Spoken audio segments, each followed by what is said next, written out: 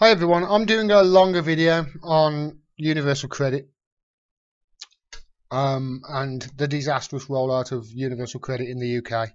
For those of you in the US, universal credit is a system that was thought up of by Ian Duncan Smith, and it combines, I think, 7 benefits into one easy payment. In theory, it was a good idea. In theory, it would cut costs and make things simple, but the way they've done it and the way they've rolled it out is, put it this way, the more I look into it and the more I realise just how awful this system is and just how badly implemented this system is, I honestly think, hand on heart, they could not have made this system worse if they had tried to. It's the only thing I keep thinking. I just keep thinking the only way that they can have implemented the system this bad is if that was their intention in the first place. Now I'm going to do a longer video on this, but I saw something literally 10 minutes ago that turned my stomach so much I thought I've got to do this. I've got to get this out there straight away. I can't wait. It's from Welfare Weekly. I saw somebody tweeted it out on Twitter. I think it was Socialist Voice. Bereaved universal credit families face overpayment debt threat. If a universal credit claimant dies, regardless of when, they are classed as having died from the start of their 4-week assessment period. So what it's saying is, if you get paid money on the 1st and you die on the 25th, the Department of Work and Pensions are coming after your family that you have left behind to claim back the rent for the 3 weeks where you were living. You're still alive then.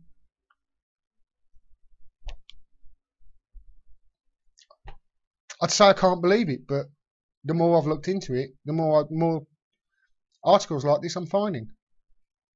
The government claim this is what the article says.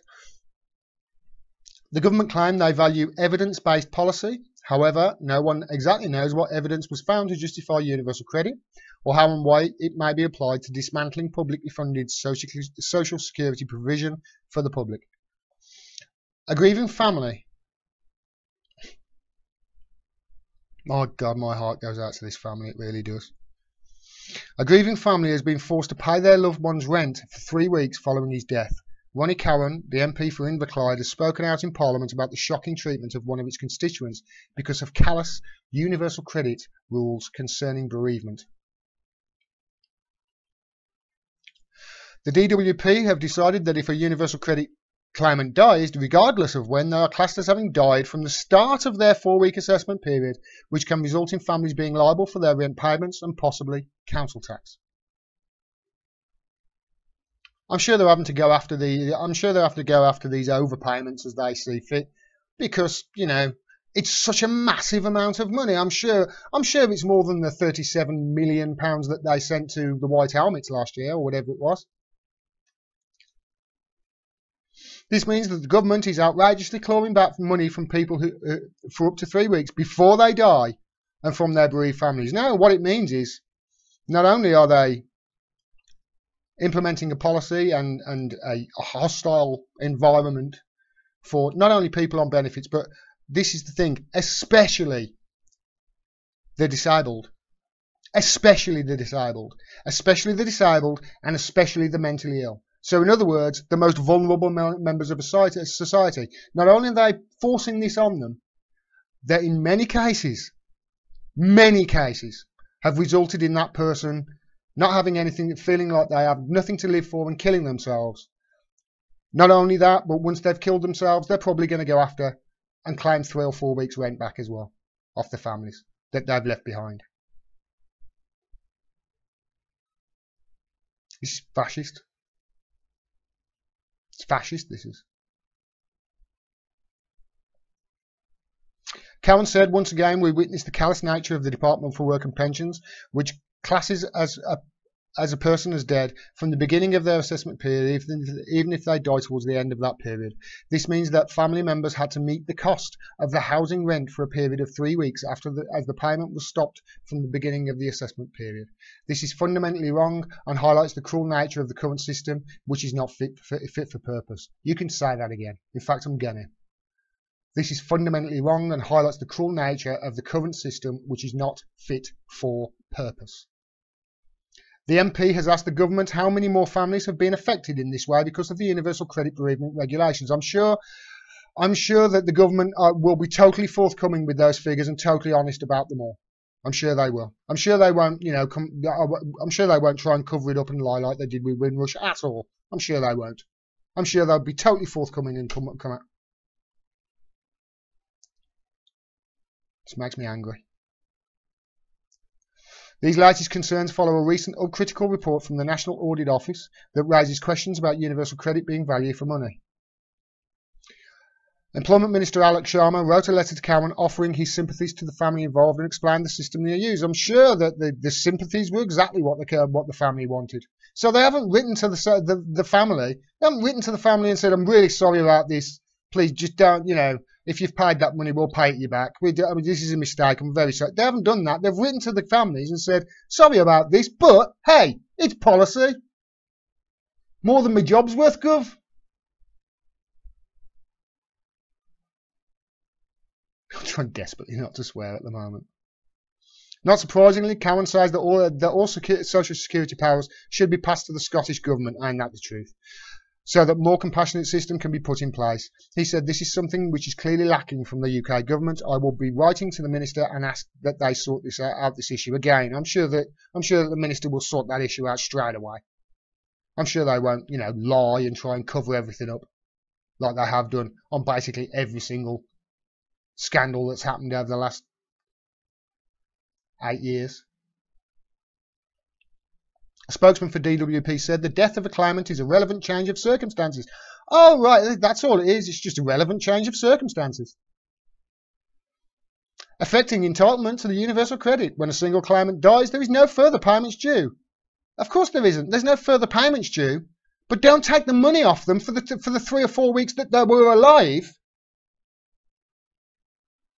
For the purpose of the award calculation, the death is treated as if it occurred at the beginning of the assessment period. If an overpayment is caused because one member of a couple dies, an overpayment decision should be made as usual. The overpayment will be recoverable from the surviving party. In other words, screw you, man, give us our money. I don't care when he died, give us our money. Oh, he died, has he? Give us our money. All right, I'm very sorry to hear this. Where's our money? That's basically what the government are saying. I'm very sorry your husband died on the 28th, but hey, give us the 4 weeks rent that we paid him. And this is the thing. This is the thing. What I'm about to read to you now. It's actually not their policy whatsoever. However, this is what the article again. However, I found a universal credit full service guidance placed by the government in the House of Commons Library in the Deposited Papers Archive, and there's a link to it there in the article. I've checked it. Surely it's there. The guidance was originally placed in the Commons Library in October 2016 at the request of the then Work and Pensions Minister, Lord Freud. In the death and bereavement section of the document, it says this. Get this. In some circumstances, payment of universal credit that would otherwise reduce or stop following bereavement can continue for a short time. This is called a bereavement run-on. So they actually, their policy is, if somebody dies, they actually continue, especially if it's a part of a joint payment, it continues for a bit, so to ease the burden. Maybe go towards, I don't know, funeral costs. That would be what would happen in a humane society that looked after the weakest members. Was it Gandhi that said, the true measure of a society is how it treats its weakest members? So I'll read that again. In some circumstances, payment of universal credit that would otherwise reduce or stop following bereavement can continue for a short time. This is called a bereavement run-on. For example, following the death of a partner or a child or person for whom the claimant was a carer, see claimant with regular caring responsibilities, non-dependent. Payment of universal credit continues as if the person had not died for the assessment period in which the death occurs and the following 2 assessment periods. 2. So that's 3 months, basically. The surviving member of the couple will receive a 3-month run-on for the assessment period in which their partner dies and 2 subsequent assessment periods. When the 3-month run-on period ends, the surviving member of the couple will need to redeclare the circumstances. This is so a single award of universal credit can be made without the need for a new claim. So their own rules state if somebody dies and it's a joint thing, joint universal credit thing, but it certainly seems like in that case of that gentleman who died. Their rules state that, hey, it runs on for another 3 months to ease the burden. Hey, they've died, let's be humane. But instead of doing that, they're going against their own policy on universal credit and trying to claim money back that they've paid for a person when they were alive.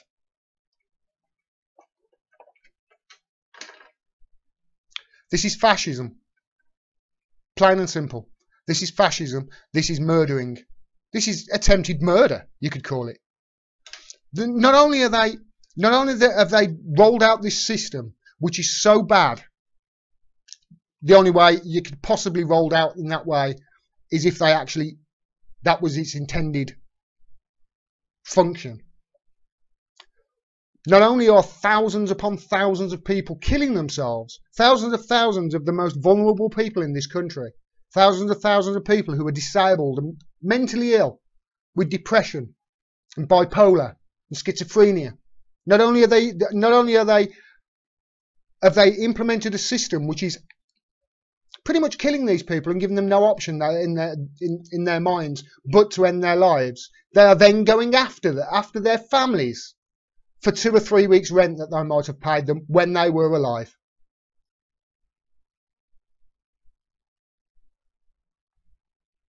Get them out. These Tories have got to go, man. They've got to go. I don't care. I don't care if you don't like Jeremy Corbyn. I don't care. But this is fascism.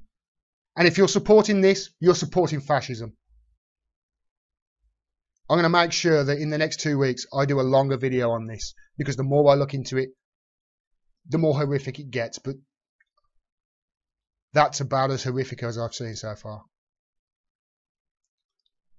We've got to get rid of these people. We've got to get rid of them. They are actively trying to kill off. They are actively trying to kill off the most vulnerable members of society.